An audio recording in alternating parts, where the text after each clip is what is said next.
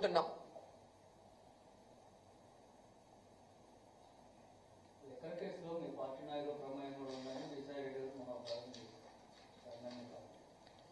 అన్న నేను ఒకటే చెప్పగలన్నా, మద్యం ప్రభుత్వం అమ్మితే స్కామా, ప్రైవేట్ వాళ్ళు అమ్మితే స్కామా చెప్పండి.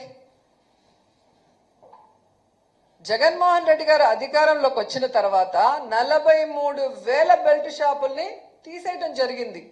దాదాపుగా 4,500 మద్యం పర్మిట్ రూములని రద్దు చేయడం జరిగింది.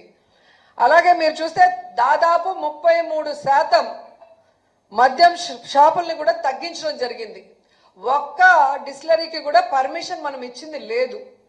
ఇది కాకుండా మద్యం ప్రభుత్వమే అమ్ముతూ టైంని కూడా కుదించి ఏ విధంగా ప్రజలు మద్యానికి బానిస కాకుండా చూసుకున్నామో మీ అందరికీ తెలుసు. అలాంటిది మద్యం ప్రభుత్వం అమ్మితే లంచాలు వస్తాయా, ప్రైవేట్ వాళ్ళు అమ్మితే లంచాలు వస్తాయా? అంటే ఏ విధంగా మిథున్ రెడ్డి అనే వ్యక్తి ఈరోజు లోక్సభలో ఫ్లోర్ లీడర్గా ఉండి తెలుగుదేశం కూటమి ప్రభుత్వం చేస్తున్న తప్పుల్ని దోపిడిని ఎత్తి చూపిస్తున్నారు కాబట్టి అతన్ని రౌండప్ చేసి ఇతన్ని అరెస్ట్ చేసి భయపెట్టాలి అని ఒక కుట్ర పన్ని ఏ విధంగా దొంగ సాక్ష్యాల్ని వాటి అనుగుణంగా తీసుకొచ్చి ఈరోజు విచారణ పేరుతో మీరు హ్యూమిలేట్ చేయడం నిజం కాదా అని అడుగుతున్నాను. అసలు మిథున్ రెడ్డికి లిక్కర్కి ఏం సంబంధం? ఏ బేస్లో ఏ సాక్ష్యంతో మీరు ఆయన పిలిచి విచారిస్తున్నారు నేను అడుగుతున్నా. గత ప్రభుత్వంలో అంతకుముందు చంద్రబాబు నాయుడు గారు అధికారంలో ఉన్నప్పుడు విచ్చలవిడిగా ఎలా డిస్టిలరీస్కి పర్మిషన్స్ ఇచ్చారు, ఏ విధంగా మద్యంలో వీళ్ళు దోచుకున్నారో వాటి మీద కేసు వేయటం జరిగింది సాక్ష్యాధారాలతో. మరి దాన్ని ఇప్పుడు ముందుకు తీసుకెళ్ళండి. దీంతో పాటు దాన్ని కూడా ముందుకు తీసుకెళ్తే మీరు స్కామ్ చేశారా మేము స్కామ్ చేశామని తెలిసిపోతుంది. జగన్మోహన్ రెడ్డి గారు స్కీములు మాత్రమే చేశారు. ప్రజలకు అవసరమైన బటన్లు నొక్కారు. ఒక బటన్ నొక్కితే రాష్ట్రంలో ఉన్న పేదవాళ్ళందరి అకౌంట్లకు పోయి డబ్బులు పడింది. దాంట్లో ఎవరికి లంచం రాదు, దాంట్లో అవినీతి జరిగే అవకాశం ఉండదు.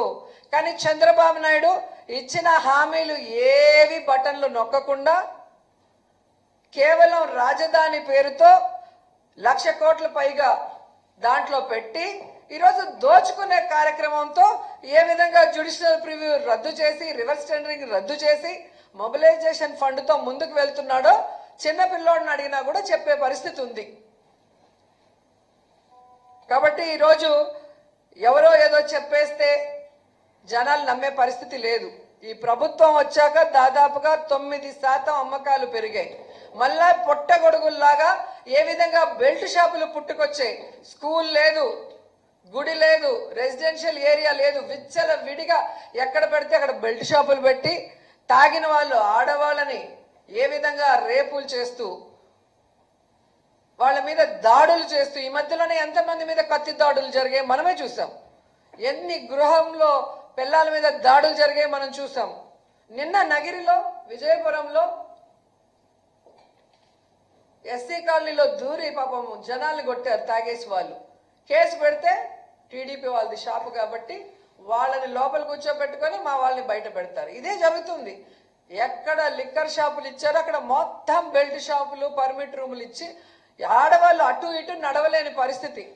ఈరోజు ఈ 11 monthsలోనే విమెన్ మీద ఎన్ని హత్యలు అత్యాచారాలు ఎన్ని రకాల ఘోరాలు మనం రోజు చూస్తున్నాం. వీటన్నిటికీ కారణం చంద్రబాబు నాయుడు తీసుకొచ్చిన లిక్కర్ పాలసీ కాదా అని అడుగుతున్నా.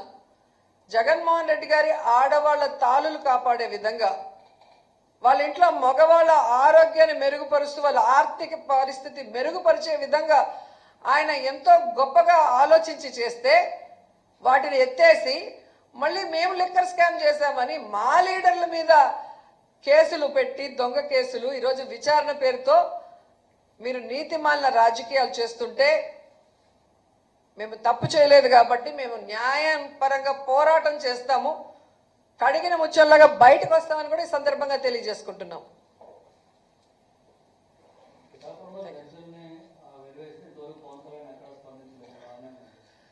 సరే, పవన్ కళ్యాణ్ గారు ఎప్పుడెప్పుడు చంద్రబాబు నాయుడికి ప్రాబ్లం వస్తుందో అప్పుడప్పుడు బయటకు వచ్చి మాట్లాడటం అనేది మనం చూసాం.